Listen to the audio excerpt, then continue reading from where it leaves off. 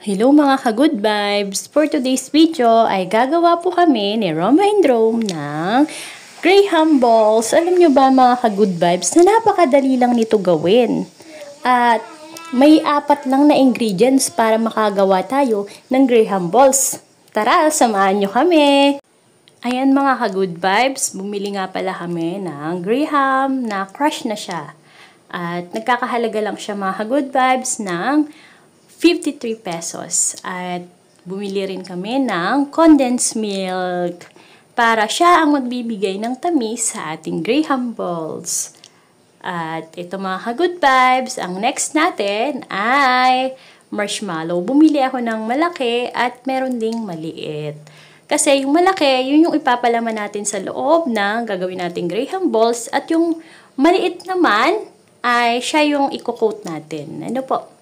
And then, ito pong crinkles. Ayan, mga ka-good vibes. Gagawin din po natin ay ipapang-coat din po siya sa Graham Balls.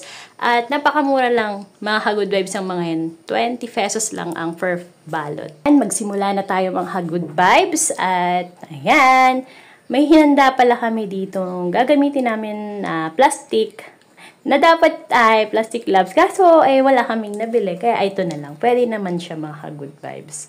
Optional lang naman. Pwede namang hindi na kayo gumamit din ng plastic or pwedeng meron. Pero bukod sa gumamit kami ng plastic, bago kami magsimula ay naghugas kami muna ng kamay para masigurado tayo na safe, malinis yung ating kakainin. Dapat ingatan din natin ang ating kalusugan kasi pagkain ito na ipapasok sa ating katawan. Kaya pag gumagawa tayo ng mga pagkain ay dapat malinis ang ating kamay. Ayan.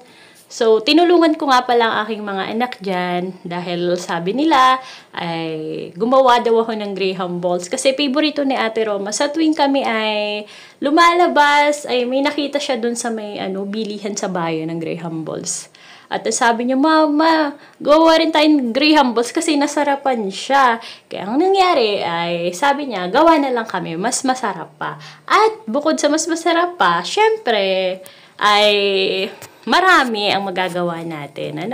Ayan, inilagay ko na nga pala sa pinggan yung ating crinkles at isusunod ko naman tong maliliit na marshmallow. Ayan.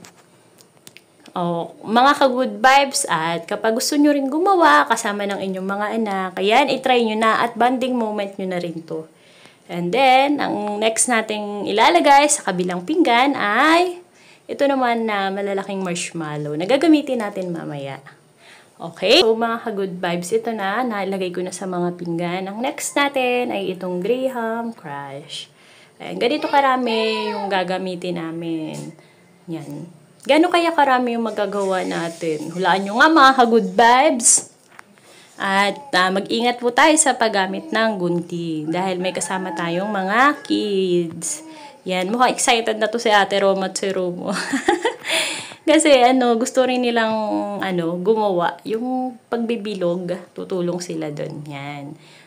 Kailangan din natin to na kasama yung ating mga anak para may bonding moment na rin tayo. Kasi kaysa naman sila nagsa-cellphone lang, di ganito, hanap po kayo mga good vibes ng ibang alternative na paraan para ang ating mga anak ay hindi ma-focus sa gadget, kundi matulungan natin sila na makaiwas dito. At yan, inilagay ko na po dito sa pinggan. Ayan. Ang bango. Inamoy talaga. Ayan nakatingin na si Roma at si Roma. Uy, inamoy pa. Bango daw. Ayan. So, gagamit tayo dyan ng condensed milk. Mga good vibes, mumurahing gatas lang po ang binili namin. At ayan, so, si Rome. Kumakain na, hindi pa nagagawa. Nagutom ng batang very good. Ayan. So, lalagay na natin ang mga kutsara. Ayan, dito. Ba't nga ba naglagay ako dyan ng kutsara? Nalito. So, ito na mga ka-good vibes. Itong Graham Crush, ilalagyan na natin siya ng condensed milk. Ang gagamitin nating condensed milk ay ano lang, tansya lang mga ka-good vibes. Depende kung gaano katamis ang gusto nyong gawin. Ang ginawa ko dyan mga ka-good vibes, ang inilagay ko ay kalahati lang siya. Ayan. And then, after nyan, mga ka-good vibes, ay i-mix lang siya. Hanggang makuha nyo na yung consistency. Ano, yan, haluin lang siya ng haluin. Hanggang sa makuha nyo na yung tamang consistency. Ayan, tutulungan daw ako ni Ate Roma sa paghalo. Ayan. Ano kaya? Si Roma behave lang nakatingin. Tulungan na natin si Ate Roma para medyo mapabilis ang ating paggawa. Ituloy na natin ang paghahalo mga ka-good vibes hanggang sa parang maging style ano na siya yung dough. Yan, ito na ang ating finish product at magmo-mold naman tayo mga ka-good vibes ng hugis bilog. At napapansin nyo nga pala mga ka-good vibes, inalis na namin yung plastic. Napakahirap pala naman kasi kapag yun ang gamit, medyo nahirapan kami, nag-struggle kami doon. Kaya napag-isipan namin, alisin na namin yung plastic sa kamay namin. Total, malinis naman ng kamay namin. Ayan, so mga ka-good vibes, inilagay ko na yung marshmallow dyan. Ipapalaman nyo lang siya sa loob. At after nyan, ay bibilugin na natin. Di ba napakadali lang? Di ba parang pag gumagawa kayo ng mga ano, di ba yung mga bata pag nagke-clay, ganun. Hinuhugis bilog lang sa palad. Madali lang siyang gawin mga ka-good vibes. Ayan, mag-e-enjoy pa kayo. Ayan, namang hayata si Rome at si Rome. Ayan, so madali lang. Hanggat nakikita pa yung marshmallow, eh, bilugin pa natin siya. Ayan, so hindi nakita yung marshmallow. Ano, nasa loob na siya. So, ang gagawin natin dyan, ididip ko na siya dito sa marshmallow. Iko-coat natin siya. Ay, ang galing. Na-amaze. First time pala namin gumawa nito. Yan. Kaya, parang naging bata na naman ako, no? Yan. So, ayan mga ka-good vibes. Oh, nag-enjoy na kami dyan. Yay! Wow! Nakagawa na kami ng isa. Yan. Gawa ulit tayo.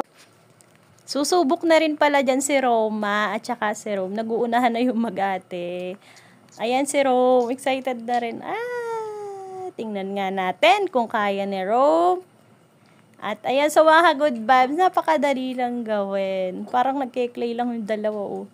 Pagpasensyahan nyo na yung mingming namin. Ang kulit na. Yung sa likod dam pa ano-ano. Pasabit-sabit dun sa likod ng upuan. So, ayan mga good vibes. Si Rome, maglalagay na si Rome ng marshmallow. Tingnan nga natin kung magkakagawa si Rome ng ng Graham ball. Tingnan natin kung kaya ni Rome. Ayan na siya. Ayan na. Ayan, oh. Seryoso yarn. Seryoso si Rome. Ayan. Ang daldal ko dyan. May kausap kasi ako dyan eh. Yung papa nila. At ayan mga good vibes. Tingnan nyo na. Wow. Si Rome seryoso. Kahit na nadidistract gawa nung si Ate Roma, nakaharang yung kamay. Wow! Nakabuo na si Ate Roma. Tsaka si Rome. At idinip na po namin ni Roma yung nagawa namin. So, bali nakakatatlo na kami. Dinip lang namin siya sa may crinkles. Kung kanina sa marshmallow, sa crinkles naman ngayon. Ay, pagpasensyahan nyo na pala, nataklo ba namin si Rome. Tumitingin siya sa amin kung saan niya rin i-coat yung kanya. At napag-isipan ni Rome na, ayun, doon na lang sa may marshmallow niya i-dip yung kanyang ginawa. So, bali nakakagawa na kami ng 4. Yan. So, ituloy-tuloy po natin para malaman natin kung gaano karami yung magagawa natin. Bali, fast forward na natin mga ka-good vibes. Ayan, nakagawa na kami dyan ng 7. At konti na lang yung natitira. Medyo kumakalat na rin yung ating lamesa. Ganun talaga mga ka-good vibes kapag may kasamang bata. Mag-expect na kayo na medyo messy. Bale, patapos na po kami dyan. Si Rome, nag-enjoy na sa pagkain. Siya na yung unang tumikim dyan. Ang amos ni Rome. At hindi na rin ka nais-nais sa paningin yung aming lamesa. Medyo makalat na talaga mga ka-good vibes. Pagpasensyahan nyo na po para kaming binagyo dito. Ito na po pala yung finished product natin mga good vibes. Bale, nakagawa kami dyan ng 13 Graham balls. At si Rome, ayan, kanina pa yan kain ng kain.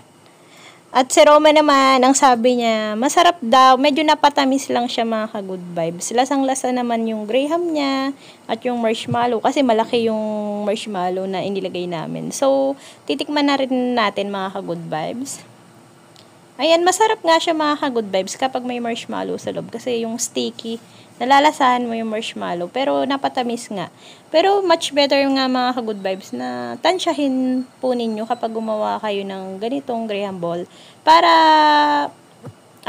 depende sa inyo kung gaano katamis yung gusto nyo or sakto lang or kayo po ang bahala. Optional lang naman po yun. At medyo napatamis nga po yung gawa ko. Pero okay din naman siya. Masarap naman siya. At after nito mga good vibes, di naman po namin ito mauubos eh. Mukhang nagsawa na dyan si Romo. Kung kumain na lang siya ng marshmallow. Kasi kanina pa siya kumakain habang gumagawa kami. So, ayan lang mga good vibes. Nag-enjoy kami. Dito na lang